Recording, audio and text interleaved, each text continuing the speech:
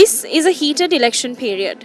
Now, in such a situation, as you can see, our journalists in the newsroom are working day and night to give you the most accurate and recent election updates. Today, one of the most recent and the major development that we have is about the security that's deployed for election activities. Ditmini has been following this story from morning, taking it on radio and taking breaking and news alerts on deploying security for elections. Ditmini, tell us what major developments are there surrounding this story.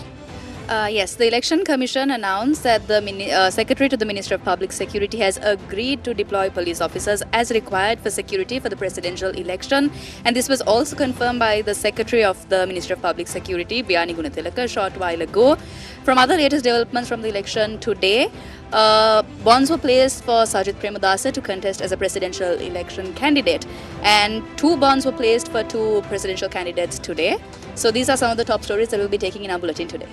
Thank you, Ditmini, for giving us that brief, comprehensive report on the election updates. Now, apart from elections in Sri Lanka, we have some major developments happening around the world, and there were some landslides that caused major chaos in Kerala, and then the Venezuelan election took place, and protesters are going around near the presidential palace to protest against their current president. So, Jamal, give us a brief about the international top stories we have for today. Certainly, Harshini, the most heated and the most prominent international story that is coming out from foreign media is the assassination of the Hamas political leader Ismail Haniyeh when he was in Tehran attending the swearing-in ceremony of Iran's new president, Masoud Pezeshkian. He was assassinated earlier today by an airstrike, and Hamas have vowed to retaliate over that particular airstrike that killed their political leader, and they are claiming that it was Israel who carried out the airstrike.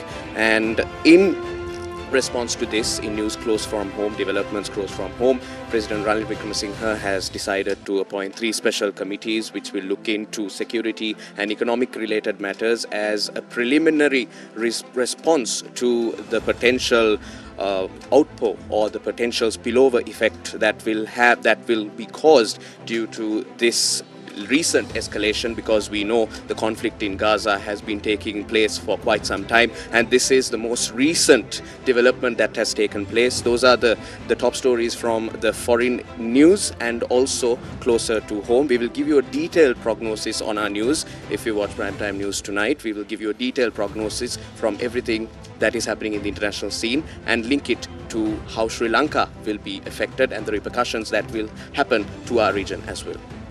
Thank you, Jamal. And that is a comprehensive report on what is happening in Sri Lanka and around the world. So watch our Primetime News on 9 p.m. to get a comprehensive idea on all these news stories.